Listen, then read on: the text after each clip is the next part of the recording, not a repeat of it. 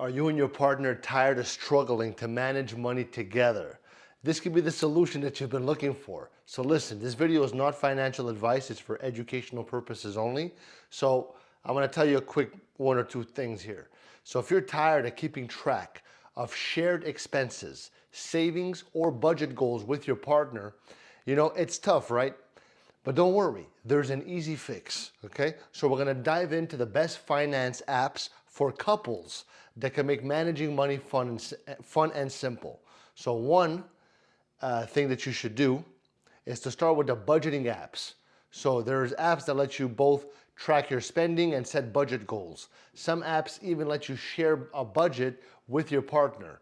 So apps like Mint or GoodBudget are perfect for couples to manage their money without stress. So look at those two. Step two, use apps for shared expenses. Sometimes it's hard to figure out who paid for what. So apps like Splitwise and Venmo can easily help you divide bills and pay each other back, okay? Unless you have a lot of money and she takes care of the kids. Anyway, step three, save together, because saving for something big is important too once in a while, Apps like, what is it? Q Capital with a Q, okay, that's a good one.